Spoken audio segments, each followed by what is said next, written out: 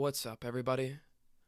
Brothers, sisters, psychonauts, and seekers of truth. It is Ananka, and welcome to my bazaar. Today, I have an opium trip report for you. The title of this trip report is A Profound Inaugural Experience, and was submitted to Erowid in 2003 by the user Anonymous. With all that being said, let our story begin. Friday, April 13th is a date I will not soon forget. I was alone at a local club to see one of my favorite local bands. The place has a very cozy or familiar feel to it because of its small size, couches, pool tables, etc. I met a few people there and had some good conversation about music. Anyway, as it came closer to showtime, the place filled up, and I found my place in front of the stage with my new acquaintances. It wasn't too long before one of them whipped out a rather large glass piece and packed it with what I thought was marijuana. They each had a hit, and then offered me a hit, which I gladly took. I remember that what I smoked was much easier to smoke than marijuana. There was no burning in my throat nor in my lungs. I took a very large, smooth hit. Smoking it like marijuana, I held it in for about 10 or 15 seconds and let it out. It didn't taste like marijuana. I remember the taste being rather faint. It actually tasted and smelled like incense. I still wasn't convinced, however, that what I had just smoked was not marijuana.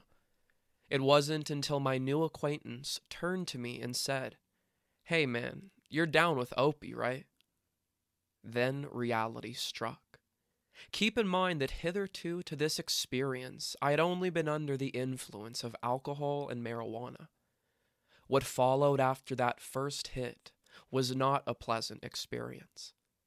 I feel, however, that the unpleasantness can be attributed to my paranoia and shock after I realized what I had just smoked. I did not know much about opium, other than that Europeans sold it to the Chinese and got them addicted to it at one point, and that heroin is a derivative of opium. So anyway, there I was, alone, having just realized that I had smoked opium. At first, I was in shock. I took a step back, pondering what would happen next. What would the drug do to me? How long would it last? How was I going to drive home?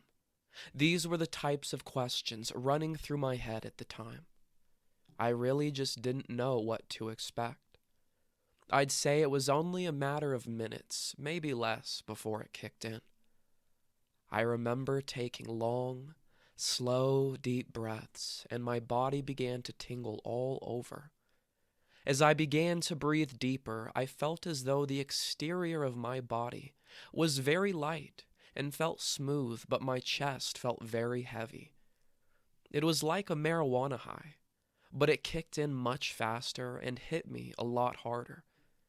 I was observing anxiously as my environment began to darken, and that's really all I remember. It got dark. In the meantime, I kept thinking about what was going to happen to me. I completely lost track of the visual world and found myself lost in thought.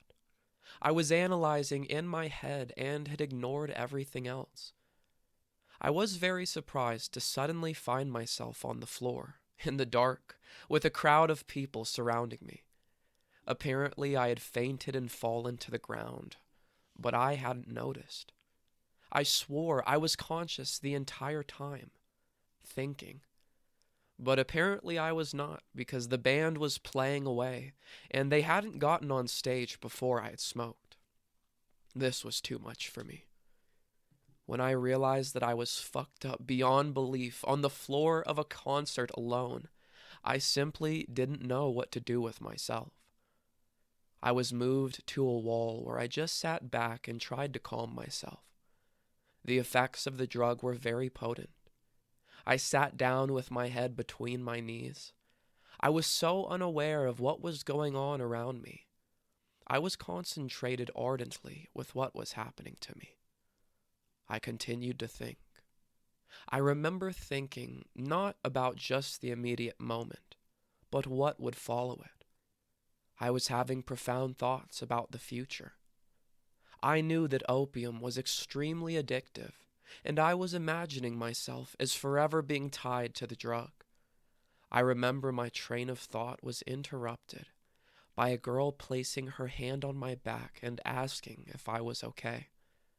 I then realized that sitting on the floor with my head between my knees during a concert was not a normal thing to be doing. She asked me what had happened and offered me some water. I believe that was the first moment where I was unlocked from my mind and open to my surroundings. I looked around. Things were dark and the music was loud. The high itself is rather hard to describe. It was much more intense than marijuana. It felt heavy, like my whole body was being impacted. But it also felt very clear and refined at the same time. I decided to stand up. Everything immediately came back into focus. I no longer felt heavy, and I was very relieved. That wasn't so bad, I thought to myself. Confused, I decided to walk to the bathroom. As I made my way towards the bathroom, the drug began to kick in again. My steps kind of faded away, and it felt like I was just floating over to the bathroom. The scary thing was, though, that I was having trouble seeing. My vision was fading. Distinct figures melted into shadows, and everything had a sparkle to it. I somehow made my way into the bathroom to find out that it had no door, no mirror, and no stall doors either. That I was just in plain view of everyone in the room, and my attempt to isolate and calm myself had failed. I was instead left with hardly any vision, fumbling around with arms outstretched like a buffoon.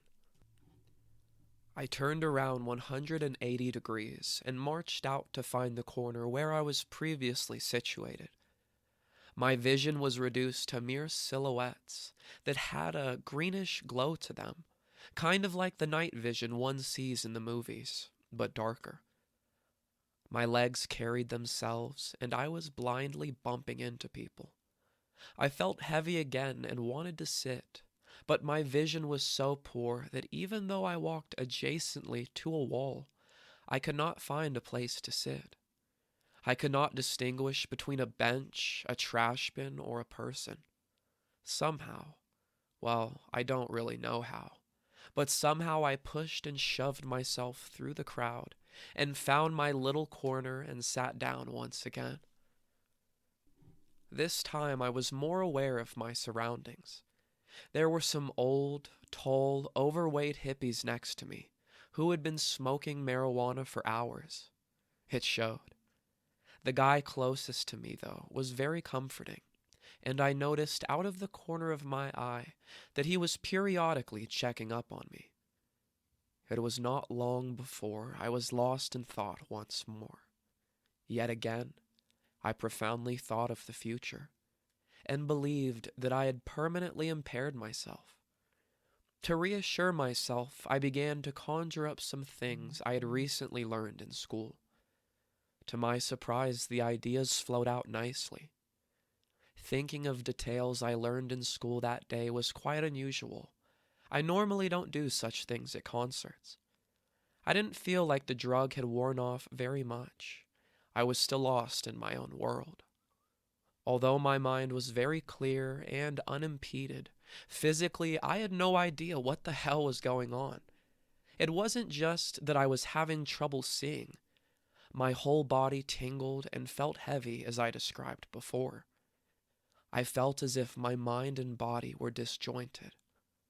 My limbs were very limp. My arms were wrapped loosely around my chest and stomach. I also had no sense of time. I could not tell if seconds, minutes, or hours were passing by. I was aware that music was in the background, but I was not engaged. I was trying to cope with the uncanny effects of the drug. I stood up once more and looked around. I was very lethargic, much like I am sometimes after smoking marijuana. I recall the effects of the drug at that point, progressing in oscillating waves. 1 second it would be intense, and I would squeeze my arms tighter and breathe deeply, while a second later it would float away and I would relax. I was no doubt still peaking. Remember that I had no sense of time. It was around this time that I once again shut out my surroundings and began to analyze. I was alone, I was at a concert, and I was fucked up. I realized I will probably never do this again, so I decided that I should try and enjoy the experience. I mean, lots of people love the drug, right? Was I just making it worse? I meticulously relaxed myself and shifted my attention to the band playing on stage. Soon afterward, a large smile was fixed to my face. All of the sudden, everything felt really good. I began to rub my arms that were previously clenched to my chest, and it felt amazing. I was getting so much joy out of out of rubbing my arms and fingertips together that I was practically giggling. My attention then shifted to the music. It suddenly got very loud. The band sounded so good, I had no idea how I had missed it before. They were so rhythmic. Their voices vigorously harmonized and seemed to project as a physical force. The guitar was both emotionally and physically moving. It sent warm vibes throughout my body, while I simultaneously swayed to its accentuation. I was instantly having a blast. I felt very warm, and my body continued to pleasantly tingle. I felt as though my mind and body had established a connection that was missing when I had been sitting down anxiously in the corner. I couldn't stop smiling. Everything was profound in a positive way, especially the music, since it resonated everywhere. I am often in awe when I listen to music when I'm high, from smoking marijuana. I pick out individual instruments or harmonies and follow them closely and usually find a new, deep appreciation for what I am listening to. This time, however, it was as though the music was so well put together, puissant and poignant, that all I could do was marvel in its preeminence. The climaxes were so fierce, I felt as though I was going to collapse. I was truly spellbound. I then realized what the drug was doing to me. It intensified my emotions. I had panicked earlier, and thus created a terrifying experience where my emotions and thoughts were wild and perilous. But all of that had turned around when I relaxed, smiled, and began to listen to the music. I had the urge to dance ecstatically, but still felt constrained and isolated as I did before. I simply bobbed my head with my eyes closed, a big smile on my face, while while rubbing the sides of my body with my arms. It actually... Oh, sorry, this guy's hilarious, bro. All right. It actually felt weird and out of place to extend my arms. They belonged at my sides. During the peak of my quote-unquote happiness, I also paid more attention to my surroundings. I was still being affected in waves. I kept going in and out. It actually got to the point where I could almost control going in and out. I would relax my head, shut my eyes, listen to the music, and bam, I was gone in my world once again. But then again, I could also open my eyes and focus on the first object that I saw, and whoosh, I felt normal for a few seconds. It was a very obtruse experience. I imagine that I was coming down at this point. An hour had surely passed by because the band was building to a climax to end their first set. When the first set ended and the lights came on, the place had an entirely different feel to it. It was much brighter, but also more chaotic, as everyone frantically pushed out outside to get some fresh air. I just went along with the crowd and made my way outside. The fresh air was wonderful. The cool air seemed to wrap around my body. A slight breeze on the back of my neck sent chills that rapidly multiplied throughout my body. Being outside, I suddenly had the urge to get back inside my room and in my bed. I decided to pass the second set and drive home. Driving wasn't the easiest thing in the world. I still felt disjointed.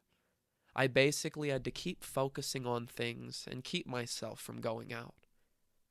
I made it home safely and felt amazingly comfortable and nestled at home. The drug had definitely worn off, but I still didn't feel completely sober. I felt very relaxed and at ease, and it still felt very good to rub my arms together. I found myself acting compulsively. I would either act spontaneously or do something repeatedly. I found myself, for example, walking back and forth from one end of my room to the other. Don't ask. The other task which I felt had to be immediately resolved was some research on the drug I had just taken. I found myself reading about opium online for a good hour or two. I was pretty reassured after my research and finally decided to kick in. I felt pretty out of it the next day, and my mind felt a little fuzzy too. Moreover, I was still anxious. I felt like my emotions were still being intensified the next day, which had its ups and downs.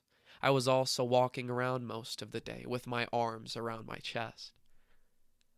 I reflected a lot on my experience the following day and the weeks to follow. The experience was almost too recondite to really take apart.